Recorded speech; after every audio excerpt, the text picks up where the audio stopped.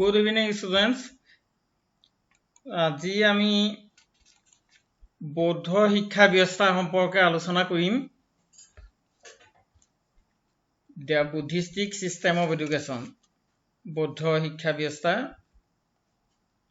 আমি জানো যে প্ৰাচীন ভাৰতৰ শিক্ষা ব্যৱস্থা সম্পৰ্কে যেতিয়া আমি আলোচনা কৰিম তেতিয়া আমি বৌদ্ধ যুগৰ শিক্ষা ব্যৱস্থা সম্পৰ্কেও পুংখানুপুংখভাৱে আলোচনা কৰিব লাগিব।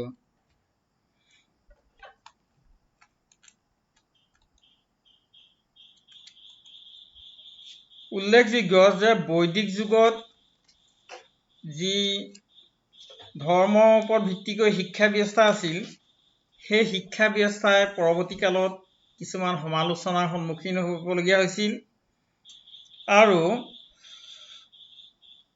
এই বৌদ্ধ ধৰ্ম আছিল ব্ৰাহ্মণ্যবাদৰ বিৰুদ্ধে এটা বিপ্লৱ। আচলতে বৌদ্ধ ধৰ্ম হিন্দু ধৰ্মৰ এক সংস্কৃত ৰূপ বুলিব পাৰি, কাৰণ বৌদ্ধ ধৰ্মৰ আবিৰ্ভাৱ হৈছিল হিন্দু ধৰ্মক সংস্কাৰ কৰিব নিমিত্তে আৰু গৌতম বুদ্ধই হ'ল এই ধৰ্মৰ প্ৰধান প্ৰৱৰ্তক।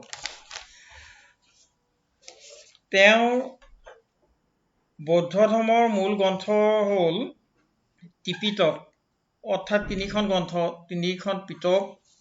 এখন হ'ল সূত্ৰ পিটক, বিনয় পিটক আৰু অভিধৰ্ম পিটক। এই তিনিওখনকে একেলগে ত্ৰিপিটক বুলি কোৱা হয়। গতিকে ত্ৰিপিটক হ'ল বৌদ্ধ ধৰ্মৰ ধৰ্মগ্ৰন্থ। বৌদ্ধ ধৰ্মমত দাৰ্শনিক তত্ত্বৰ ওপৰত প্ৰতিষ্ঠিত। এই জগতত মানৱ কল্যাণ সাধন আৰু মানুহৰ জীৱনৰ চৰম লক্ষ্য মুক্তি সন্ধানৰ সাধনা কৰা বা সাধনৰ সন্ধান দিয়া হৈছে বৌদ্ধ ধৰ্মৰ মূল কথা। অৰ্থাৎ নিৰ্বাণ লাভ কৰাই বৌদ্ধ ধৰ্মৰ মূল কথা। জীৱক মৃত্যুৰ পাছত আত্মাই পুনৰ জীৱন পায়। গতিকে জীৱৰ মৃত্যুৰ পাছত আত্মাই পুনৰ জীৱন পায় আৰু পুনৰ জীৱন পালেও পূৰ্বজন্মৰ কৰ্মফল ভোগ কৰিবলগীয়া হয়। জীৱই জীৱন ধাৰণ কৰিলে কৰ্ম কৰিব লাগিব আৰু কৰ্ম কৰিলে তাৰ ফলো ভোগ কৰিব লাগিব। এই কৰ্মৰ পৰা আসক্তি জন্মে আৰু আসক্তিৰ পৰা দুখ ভোগ কৰিবলগীয়া হয়। সেইকাৰণে জীৱই পুনৰ জন্মগ্ৰহণ কৰাটো বন্ধ কৰিব পাৰিলে মানুহে দুখৰ পৰা মুক্তি লাভ কৰিব। গতিকে এইখিনি কথাৰ ওপৰত ভিত্তি কৰি বুদ্ধদেৱে তপস্যা কৰি তেওঁ যিখিনি জ্ঞান লাভ কৰিলে তাৰ পৰা তেখেতে উপলব্ধি কৰিলে। তেখেতে কেইটামান চাৰিটা প্ৰধান মহত্বৰ কথা উল্লেখ কৰিছে। ইয়াক চাৰি আৰ্য সত্য বা 4 noble truths বুলি কোৱা হয়। এইখিনি হ'ল যে প্ৰথমটো হ'ল মানৱ জীৱন দুখেৰে ভৰা। দ্বিতীয়টো আৰ্য সত্য হ'ল দুখৰ কিছুমান কাৰণ আছে। তৃতীয়তে হ'ল দুখ নিৰোধৰ উপায় আছে আৰু চতুৰ্থতে হ'ল দুখ নিবাৰণৰ কাৰণে সঠিক পথ অনুসৰণ কৰিব লাগিব। গতিকে ইয়াকে কৰিবৰ কাৰণে আমি অষ্টমাৰ্গ মানি চলিব লাগিব। 8টা মাৰ্গ বা 8টা পন্থা মানি চলিব লাগিব। সেইখিনিক অষ্টাংগ মাৰ্গ বা 8fold path বুলি উল্লেখ কৰিছে বুদ্ধদেৱে। যেনে সৎ বাক্য, সৎ কাৰ্য, সৎ জীৱন, সৎ প্ৰচেষ্টা, সৎ চিন্তা, সৎ চেতনা, সৎ প্ৰতিজ্ঞা আৰু সৎ দৰ্শন। এইখিনিয়ে হ'ল বুদ্ধদেৱৰ বৌদ্ধ দৰ্শনৰ মূল কথা আৰু এইখিনি কথাৰ ওপৰত ভিত্তি কৰি বুদ্ধদেৱে এইখিনিক বাস্তৱত ৰূপায়িত কৰিবৰ কাৰণে শিক্ষাৰ ওপৰত গুৰুত্ব কৰিছিল। গতিকে তেওঁ দৰ্শনৰ এই কথাখিনি প্ৰতিফলিত হোৱাকৈ যি শিক্ষা ব্যৱস্থা কৰা হৈছে সেইটো হৈছে বৌদ্ধ শিক্ষা ব্যৱস্থা। গতিকে বৌদ্ধ শিক্ষা ব্যৱস্থা সম্পৰ্কে আমি আলোচনা কৰিলে দেখিবলৈ পাওঁ যে বৌদ্ধ ধৰ্ম আৰু দৰ্শন বৌদ্ধ শিক্ষাৰ মূল মন্ত্ৰ, য'ত সিদ্ধি লাভেই আছিল শিক্ষাৰ প্ৰধান লক্ষ্য। অৱশ্যে শিক্ষাদান কাৰ্যত ধৰ্মীয় সংকীৰ্ণতাত আবদ্ধ নহৈ ধৰ্মনিৰপেক্ষ বিষয় অধ্যয়নেও বৌদ্ধ সংঘীয় শিক্ষানুষ্ঠানবোৰক সাৰ্বজনীন শিক্ষানুষ্ঠান হিচাপে পৰিচিত হোৱাৰ ক্ষেত্ৰত যথেষ্ট ইন্ধন যোগাইছিল। গতিকে এনে ব্যৱস্থাৰ ফলশ্ৰুতিত দেশৰ বিভিন্ন ঠাইত সাম্যবাদী আদৰ্শই উদ্বুদ্ধ হৈ শিক্ষানুষ্ঠানসমূহ গঢ় লৈ উঠিছিল। জাপান, জাভা, চীন, সুমাত্ৰা, বাৰ্মা, শ্ৰীলংকা, তিব্বত আদি কৰি বিশ্বৰ অনেক ৰাষ্ট্ৰৰ শিক্ষাৰ্থী, শিক্ষক আৰু শিক্ষানুষ্ঠানসমূহ গঢ় লৈ উঠিছিল। আৰু ইয়াৰ অন্তৰালতে আছে বৌদ্ধ শিক্ষা ব্যৱস্থাত নিহিত হৈ থকা আধ্যাত্মিকতা, ধৰ্মনিষ্ঠতা, পবিত্ৰতা, কঠোৰতম পবিত্ৰ, জ্ঞানৰ বিস্তাৰ, সংযম, উদ্যমী আৰু ত্যাগৰ জীৱন।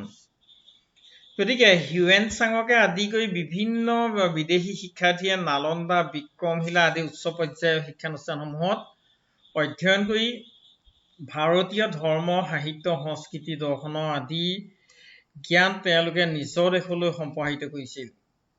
গতিকে এনে শিক্ষা ব্যৱস্থাৰ বিভিন্ন গুৰুত্বপূৰ্ণ দিশৰ সম্পৰ্কে আমি আৰু বিভিন্ন দিশ আলোচনা কৰিম। গতিকে এইটো হৈছে বৌদ্ধ শিক্ষা ব্যৱস্থা। গতিকে এই বৌদ্ধ শিক্ষা ব্যৱস্থাৰ লক্ষ্য আৰু উদ্দেশ্যনো কি আছিল আমি চাওঁ। যেনেকৈ আমি বৈদিক যুগৰ শিক্ষা ব্যৱস্থাৰ নিৰ্দিষ্ট লক্ষ্য উদ্দেশ্য দেখিছিলোঁ বিভিন্ন দিশত, বৌদ্ধ শিক্ষা ব্যৱস্থাও তেনেকুৱা ধৰণৰ লক্ষ্য বা উদ্দেশ্য আছে। বৌদ্ধ দৰ্শন মতে এই সংসাৰখন দুখ কষ্টৰে পৰিপূৰ্ণ। এই দুখ কষ্টৰ কিছুমান কাৰণ আছে। ঠিক তেনেকৈ অষ্টাংগ মাৰ্গ অনুসৰণৰ মাজেৰে এইবোৰৰ পৰা নিস্তাৰো লাভ কৰিব পাৰে, অৰ্থাৎ নিৰ্বাণ লাভ কৰিব পাৰে। সেয়ে এনে মায়ামোহৰ বন্ধনৰ পৰা নিজকে উদ্ধত ৰাখি মোক্ষ লাভ কৰাটো হৈছে বৌদ্ধ জীৱন আৰু শিক্ষাৰ মূল উদ্দেশ্য। গতিকে বৌদ্ধ শিক্ষা ব্যৱস্থাৰ মূল উদ্দেশ্য হ'ল নিৰ্বাণ লাভ কৰাটো, চেলভেশ্যন লাভ কৰাটো বৌদ্ধ শিক্ষা ব্যৱস্থাৰ প্ৰধান উদ্দেশ্য। দ্বিতীয়তে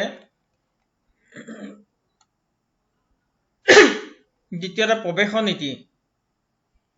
আমি যেনেকৈ বৈদিক শিক্ষা ব্যৱস্থাত লক্ষ্য পালোঁ আৰু তাৰ প্ৰৱেশৰ নীতি পাইছিলোঁ, ঠিক তেনেকৈ বৌদ্ধ শিক্ষা ব্যৱস্থাটো আমি দেখিবলৈ পাম যে বৌদ্ধ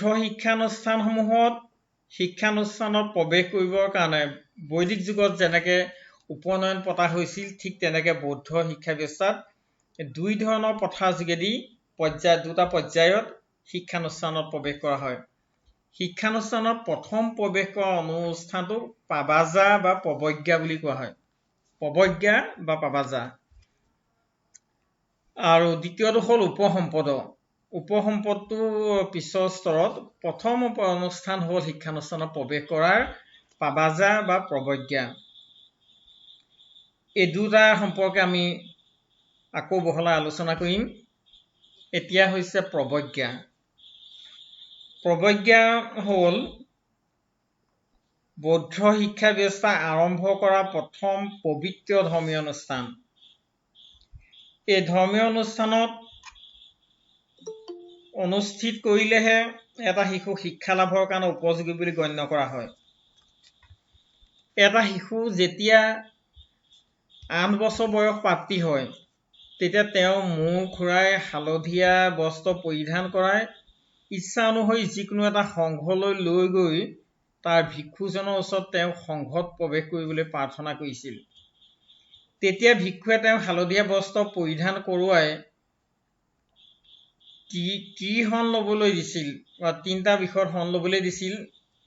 সেইখিনি হ'ল যে আই টেক ৰিফিউজ উইথ বুদ্ধং শৰণং গচ্ছামি। I take refuge with religion ধৰ্মং শৰণং গচ্ছামি। I take refuge with the order সংঘম শৰণং গচ্ছামি। এই 3টা শৰণ, মই বুদ্ধদেৱত শৰণ ল'লোঁ, মই বুদ্ধ ধৰ্মত শৰণ ল'লোঁ আৰু বৌদ্ধ সংঘত শৰণ ল'লোঁ। এই 3টা তেওঁ দিশত শৰণ ল'লোঁ বুলি তেওঁ শৰণ ল'ব লাগিব, উচ্চাৰণ কৰিব লাগিব। এনেদৰে শৰণ লোৱাৰ পাছত এটা শিশুক শ্ৰমণ আখ্যা দিয়া হয়।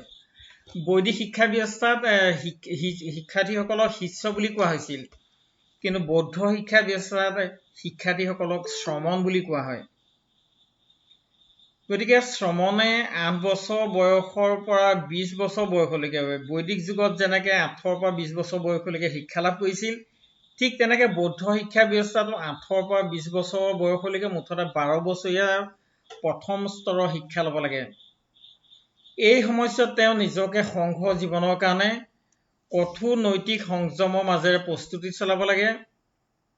শ্ৰমণে কায় মনোবাক্যে পালন কৰিব লগা 10টা বিধান হ'ল যে শিষ্যই বা শ্ৰমণে বা ছাত্ৰই 10টা বিষয় পালন কৰাৰ ওপৰত বিশেষ গুৰুত্ব দিয়া হয়। প্ৰথমটো হ'ল যে জীৱ হত্যা নকৰা, কোনো জীৱ হত্যা কৰিব নোৱাৰিব। সত্য কথা কোৱা, সদায় সত্য কথা ক'ব লাগিব। ব্ৰহ্মচৰ্য ব্ৰত পালন কৰা, অৰ্থাৎ পঢ়াৰ সময়ত কোনো বৈবাহিক কাৰ্যত লিপ্ত হ'ব নোৱাৰিব। চতুৰ্থতে হ'ল মহিলাক স্পৰ্শ নকৰা। পঞ্চমতে হ'ল কোমল আৰু আৰামদায়ক শয্যা পৰিত্যাগ কৰা। তাৰ পাছতো হ'ল সোণ বা ৰূপৰ মূল্যৱান উপহাৰ গ্ৰহণ নকৰা। নেক্সটটো হ'ল আনে দিয়া বস্তু গ্ৰহণ নকৰা, চুৰ নকৰা, সুগন্ধি আৰু বিলাসী দ্ৰব্য বৰ্জন কৰা আৰু অসময়ত আহাৰ গ্ৰহণ নকৰা। এই 10টা নিয়ম তেওঁলোকে মানি চলিব লাগিছিল। কঠোৰভাৱে এই 10টা নিয়ম তেওঁলোকে মানি চলাৰ ওপৰত বৌদ্ধ শিক্ষা ব্যৱস্থাটো গুৰুত্ব দিয়া হৈছিল। গতিকে এইখিনি হ'ল প্ৰৱজ্ঞাত অনুষ্ঠান অনুষ্ঠিত কৰাৰ পাছত শ্ৰমণে তেওঁ বৌদ্ধ বিহাৰত এই নিয়মখিনি তেওঁলোকে মানি চলিবলগীয়া হৈছিল। গতিকে এনেকুৱা ধৰণৰ বাক্য মানি চলি তেওঁ শিক্ষা গ্ৰহণৰ কাৰণে প্ৰস্তুত হ'ব লগা হৈছিল। তাৰপাছত দ্বিতীয়টো শিক্ষা আৰম্ভ কৰা বা বিদ্যা আৰম্ভ কৰা প্ৰথা হ'ল উপসম্পদ। ছাত্ৰ এজনে 8 বছৰৰ পৰা 20 বছৰ বয়সলৈ শিক্ষা গ্ৰহণ কৰিবৰ কাৰণে পাবাজা অনুষ্ঠান অনুষ্ঠিত কৰে। আমি বৈদিক শিক্ষা ব্যৱস্থাত পাইছোঁ যে কিছুমান ছাত্ৰই 20 বছৰ বয়সলৈকে শিক্ষা গ্ৰহণ কৰাৰ পাছত ঘৰলৈ ঘূৰি আহিব পাৰে, আৰু কিছুমানে ঘৰলৈ ঘূৰি নাহিবও পাৰে। নহাসকলক নৈষ্ঠিক ব্ৰহ্মচাৰী বুলি কোৱা হয়। ঠিক তেনেকৈ বৌদ্ধ শিক্ষা ব্যৱস্থাটো ইমান সময়লৈকে 20 বছৰ বয়সলৈকে শিক্ষাৰ পাছত কোনোবা ঘৰলৈ ঘূৰি আহিবও পাৰে, কিন্তু যিসকলে ঘূৰি আহিবলৈ ইচ্ছা নকৰে তেওঁলোকে ব্ৰহ্মচাৰী হৈ তেওঁলোকে জীৱন যাপন কৰে, আৰু তেওঁলোকৰ কাৰণে আকৌ এটা উৎসৱ পাতিব লগা হয়। তেওঁলোকৰ কাৰণে উচ্চ শিক্ষাৰ কাৰণে আৰু এটা অনুষ্ঠান উদযাপিত কৰিবলগীয়া হয়। এইটো কোৱা হয় উপসম্পদ। উপসম্পদ হোৱাৰ পাছত এজন ভিক্ষু বৌদ্ধ সংঘৰ স্থায়ী সদস্য হৈ পৰে। ভিক্ষুসকলে 12 বছৰীয়া আগতে আমি উল্লেখ কৰিছোঁ যে শিক্ষাৰ অন্তত প্ৰথম পৰ্যায়ৰ শিক্ষা সাং কৰাৰ পাছত এই উপসম্পদ উৎসৱত যোগদান কৰি সংঘৰ এগৰাকী আজীৱন সদস্য হৈ পৰে। গতিকে উপসম্পদ অনুষ্ঠিত কৰাৰ উদ্দেশ্য হ'ল সংঘৰ স্থায়ী সদস্য হ'বৰ কাৰণে। উল্লেখযোগ্য যে এই উৎসৱ বৈদিক শিক্ষা ব্যৱস্থাৰ সমাৱৰ্তনৰ যি উৎসৱ, সেই সমাৱৰ্তন নামৰ অনুষ্ঠানৰ সৈতে কিছু সাদৃশ্য আছিল। অৱশ্যে সমাৱৰ্তন উৎসৱ উদযাপনৰ পাছত ব্ৰহ্মচাৰীসকলে গৃহস্থী জীৱনৰ পাতনি মেলে, কিন্তু উপসম্পদ উদযাপনৰ অন্তত শ্ৰমণসকলে ঘৰুৱা জীৱনৰ লগত সম্পৰ্ক তেওঁলোকে চিৰদিনৰ কাৰণে বিচ্ছিন্ন কৰিব লাগে, আৰু তেনেধৰণৰ উৎসৱৰ পৰা উদ্ভৱ হোৱা আনন্দ আদি বৰ্জন কৰি সংঘৰ এগৰাকী স্থায়ী সদস্য বা ভিক্ষু হিচাপে নিজকে বিলীন কৰি দিয়ে। গতিকে উপসম্পদ পতাৰ উদ্দেশ্য হ'ল তেওঁলোক কেতিয়াও ঘৰলৈ ঘূৰি নাযায়, তেওঁলোক গোটেই জীৱন ভিক্ষু হৈয়ে থাকিব, নৈষ্ঠিক ব্ৰহ্মচাৰী হৈয়ে থাকিব তেওঁলোকে, আৰু তেওঁ যিকোনো ঘৰৰ লগত সম্পৰ্ক তেনেকুৱা আনন্দদায়ক উৎসৱ অনুষ্ঠিত কৰা বা তেনেকুৱা ধৰণৰ উৎসৱৰ পৰা উদ্ভৱ হ'ব পৰা যিকোনো অনুষ্ঠান তেওঁলোকে বৰ্জন কৰি এগৰাকী ভিক্ষু হিচাপে গোটেই জীৱনটো তেওঁলোকে কটায়। গতিকে সংঘৰ স্থায়ী সদস্য বা ভিক্ষুত্ব প্ৰদান কৰিব বেলিকা কেতিয়াবা জটিল পৰিস্থিতি উদ্ভৱ হ'লে ভোটদানৰ ব্যৱস্থাও অনুষ্ঠিত কৰা হৈছিল। গতিকে কেতিয়াবা কোনো ভিক্ষুক যদি উপসম্পদ অনুষ্ঠিত কৰিবলৈ দিয়া হয়, তেতিয়া তেওঁ উপসম্পদ অনুষ্ঠিত কৰিবলৈ দিয়া হ'ব নে নহ'ব এই সম্পৰ্কে কেতিয়াবা ভোটদানৰ ব্যৱস্থা কৰাও হয়। এইটো হ'ল উচ্চ শিক্ষাৰ কাৰণে বা লাইফ লং চেলিবেচি গ্ৰহণ কৰিবৰ কাৰণে উদযাপিত কৰা এটা অনুষ্ঠান। তাৰ পাছত হ'ল সংঘত নামভৰ্তিকৰণৰ বাধা নিষেধ। সংঘত স্থায়ী সদস্য হ'বৰ কাৰণে সংঘত নামভৰ্তি কৰিবৰ কাৰণে কিছুমান কণ্ডিশ্যনৰ ওপৰত গুৰুত্ব আৰোপ কৰা হৈছিল। সেই কণ্ডিশ্যনখিনি ফুলফিল কৰিব পাৰিলেহে বা তেনেকুৱা ধৰণৰ কিছুমান আহুৱাহ পৰিলক্ষিত নহ'লেহে তেওঁলোকক ভিক্ষু হ'বৰ কাৰণে বা শ্ৰমণ হ'বৰ কাৰণে অনুমতি প্ৰদান কৰা হয়। গতিকে তেনেকুৱা ধৰণৰ কিছুমান নীতি নিয়ম হ'ল যে প্ৰথমতে মাক দেউতাক বা অভিভাৱকৰ অনুমতি নহ'লে কোনো সদস্যক সংঘত নামভৰ্তি কৰিবৰ কাৰণে নিদিয়ে। গতিকে সংঘত নামভৰ্তি কৰিবলৈ হ'লে তেওঁলোকৰ মাক বা দেউতাকৰ বা অভিভাৱকৰ অনুমতি ল'ব লাগিব। দ্বিতীয়তে, তেওঁলোক যদি কোনো দুৰাৰোগ্য ব্যাধিত আক্ৰান্ত হয়, তেওঁলোকৰ দুৰাৰোগ্য ব্যাধিত আক্ৰান্ত হ'লে তেনেকুৱা ব্যক্তিক বৌদ্ধ সংঘত নামভৰ্তি কৰিবৰ কাৰণে দিয়া নহয়।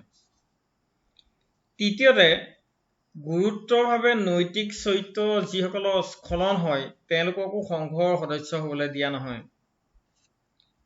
তাৰপাছত হ'ল মায়ামোহৰ বন্ধনৰ পৰা মুক্ত হ'ব নোৱাৰিলে, মায়ামোহ বন্ধন ত্যাগ কৰিব নোৱাৰিলে তেনেকুৱা ব্যক্তি বৌদ্ধ সংঘৰ সদস্য হ'বলৈ অনুমতি দিয়া নহয়। আৰু যোগ্যতা প্ৰমাণিত কালত তেওঁলোকে যদি একাধিক বা অলসতা বা উদাসীনতা ইত্যাদি দেখা পায়, তেওঁলোকৰ এলেহুৱা ভাৱ যদি দেখা পায়, গতিকে তেওঁলোকক তেতিয়া সংঘত প্ৰৱেশৰ অনুমতি দিয়া নহয়। গতিকে দেখা যায় যে মনোদৈহিকভাৱে সুস্থ তথা স্বাভাৱিক ব্যক্তিসকলকহে বৌদ্ধ সংঘত শিক্ষা গ্ৰহণ কৰিবৰ কাৰণে অনুমতি দিয়া হয়। সেইকাৰণে সংগঠিতভাৱে বৌদ্ধ ধৰ্ম তথা শিক্ষাৰ খ্যাতি ক্ষিপ্ৰগতিত বিশ্বৰ বিভিন্ন প্ৰান্তলৈ ৰৈ বৈ গৈছিল। গতিকে আমি দেখিবলৈ পালোঁ যে বৌদ্ধ শিক্ষা ব্যৱস্থাত এইখিনি নীতিৰ ওপৰত গুৰুত্ব দিয়া হৈছিল। বৌদ্ধৰ শিক্ষা ব্যৱস্থা সম্পৰ্কে আমি আলোচনা কৰিলোঁ। বৌদ্ধৰ শিক্ষা ব্যৱস্থাৰ লক্ষ্যৰ সম্পৰ্কে আলোচনা কৰিলোঁ। বৌদ্ধ শিক্ষা ব্যৱস্থাৰ উদ্দেশ্য সম্পৰ্কে আলোচনা কৰিলোঁ। ইয়াত প্ৰৱেশৰ নীতি সম্পৰ্কে আমি আলোচনা কৰিলোঁ। আৰু প্ৰৱেশৰ নীতিৰ ক্ষেত্ৰত আমি দেখিবলৈ পালোঁ যে বৈদিক যুগৰ শিক্ষা ব্যৱস্থাৰ নিচিনাকৈ 8ৰ পৰা 20 বছৰ বয়সত তেওঁলোকৰ শিক্ষা গ্ৰহণ কৰিবৰ কাৰণে দিয়া হয়। প্ৰৱেশৰ কাৰণে এটা অনুষ্ঠান অনুষ্ঠিত কৰা হয়। প্ৰথমটো কোৱা হয় প্ৰৱজ্ঞা, দ্বিতীয়টো কোৱা হয় উপসম্পদ। আৰু উপসম্পদ অনুষ্ঠিত কৰিলে তেওঁলোকে সংঘৰ স্থায়ী সদস্য হৈ পৰে আৰু সংঘৰ স্থায়ী সদস্য হ'বৰ কাৰণে কিছুমান কণ্ডিশ্যনৰ ওপৰত গুৰুত্ব আৰোপ কৰা হয়। এইখিনিয়ে হ'ল